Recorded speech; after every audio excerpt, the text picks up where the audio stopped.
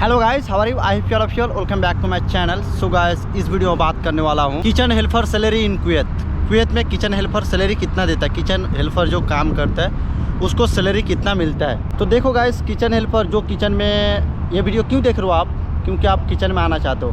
तो kitchen helper किसे कहते हैं? देखो, जो भी काम करता है किचन में उसके हेल्पर बोलते हैं। मतलब जैसे कॉमी 1, कॉमी 2, कॉमी 3, ये सबको हेल्पर बोला जाता है। बट अगर इंडिया की बात की तो इंडिया में हम लोग क्या बोलते हैं, ऐसा जो मतलब थर्ड कॉमी उसको ही हेल्पर बोलते हैं। और कुवैत में क्या, जो कॉमी 1, कॉमी 2, कॉमी 3, ये सबको हेल्पर के मतलब कैटेगरी में गिना जाता है। बट शेफ किसको बोलते हैं? जो कॉमी 1 को भी शेफ बोलते हैं, कॉमी 2 को भी शेफ बोलते हैं, कॉमी 3 को भी शेफ बोलते हैं। तो अगर ये जो वीडियो बना रहा हूँ, इस वीडियो में हम लोग बात करेंगे सिर्फ हेल्पर की सैलरी कितनी है। मतलब कॉमी 1, कॉमी 2 या कॉमी 3 किसी कैटेगरी में भी हो, उसमें हम लोग बात करेंगे जो हाँ इसका सैलरी इतना है, इसका सैलरी इतना है। हम लोग बात करते हैं किचन हेल्पर सैलरी। तो किचन हेल्पर सैलरी कितना देता है? देखो गाइस, यहाँ पे सैलरी बहुत तरह से मिलता है। बहुत आपको 3 तरह से मिलता है सैलरी। एक तो इंसेंटिव्स, जो इंडिया में भी मिलता है इंसेंटिव्स। दूसरा हो गया आपका टारगेट अचीव किया तो उसका भी मिलता है। तीसरा हो गया ईयरली टारगेट अचीव होता है, वो मिलता है। 4 नंबर पकड़ लो आप, जो आपका सैलरी है वो मिलता है। कुवैत में किस तरह से सैलरी मिलता है? 3 तरह से सैलरी मिलता है। मतलब 4 तरह पकड़ो, बस 3 तरह मेन है। एक आपका रूम रेंट, रूम का भी सैलरी मिलता है। ट्रांसपोर्ट का भी मिलता है सैलरी।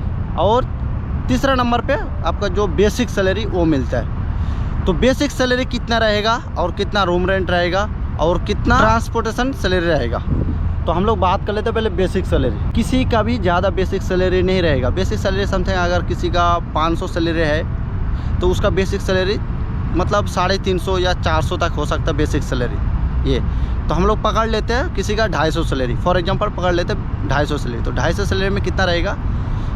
मतलब 195, 95 या तो 75, ये बेसिक सैलरी रहेगा। 250 की बात करो, 250 में 175 बेसिक सैलरी हो गया। और रूम रेंट कितना होगा?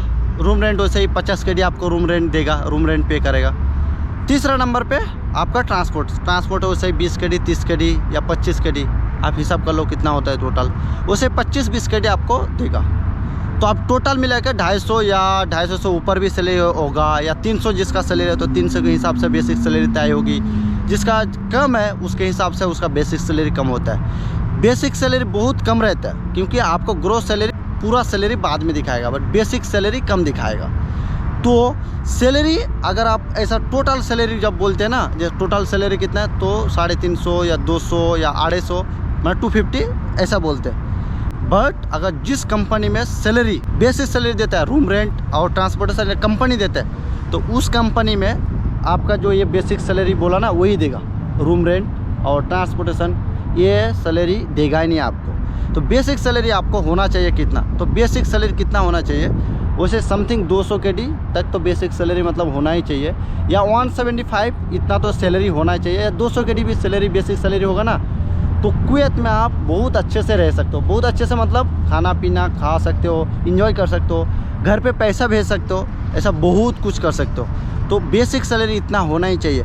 सो यहाँ पे कितना सैलरी तक आपका किचन हेल्पर सैलरी मिल सकता है? किचन हेल्पर समथिंग आपको मतलब ऐसा आइडिया पकड़ लो जो मेरे को 200 तक मिल सकता है टोटल। मतलब रूम रेंट ये सब मिला के 200 KD या 250 KD मतलब मुश्किल से मिलेगा। अगर कंपनी अच्छी हुई तो फिर 250 से ऊपर हो सकता है, और कंपनी उतनी अच्छी नहीं हुई तो 250 से नीचे हो सकता है। किचन हेल्पर की सैलरी टोटल आपका जो बेसिक सैलरी कह लो या तो आप जो वो भी कह लो, टोटल आपका सैलरी रहेगा वही। किचन हेल्पर सैलरी आपको उतना ही मिलेगा, या तो 200 KD से भी कम मिलता है। बहुत जहाँ पे 200 KD से भी कम मिलेगा, या तो आपको 150 KD मिल सकता है, 200 KD। बट ऐसा आइडिया में रखो जो मेरे को 150 या 200 के बीच ही मिल सकता है। इससे ज़्यादा मतलब एक्सपेक्टेशन मत रखो क्योंकि वो फ़ायदा नहीं होता है। अगर अच्छा आपके पास अच्छे से नॉलेज है, आपके पास ज़्यादा एक्सपीरियंस है, आपके पास बहुत है, तो फिर आप मतलब कॉमी 1 या कॉमी से ऊपर जाओगे। CDP DCDP वो सब में अलग हिसाब से आपका सैलरी तय होगा। तो आप ऐसा मैक्सिमम सैलरी पकड़ के रखो जहाँ मेरे को इतना मैं जाऊँगा तो इतना सैलरी मिलेगा। आप अगर कॉमी 1 हो तो आप उतना ही मिलेगा, कॉमी 2 हो तो इतना मिलेगा। बट कॉमी 1 अगर रहोगे तो थोड़ा सैलरी ज़्यादा मिलेगा। बट कुवैत में थर्ड कॉमी का कोई जगह नहीं है। कॉमी 2 एंड कॉमी 1 ही होता है, बट कॉमी 3 नहीं होता है कुवैत में, बट इंडिया में कॉमी 3 भी होता है। क्लीनर के ऊपर कॉमी 3, तो कॉमी 2, कॉमी 1। तो यहाँ पे अगर बोला जाए किचन हेल्पर की सैलरी कितनी है, तो आप अनुमान लगा लो इतना ही सैलरी होगा। सो गाइस बस यही, अगर अच्छा लगा तो लाइक कर देना, चैनल को सब्सक्राइब कर देना। Okay guys, okay bye.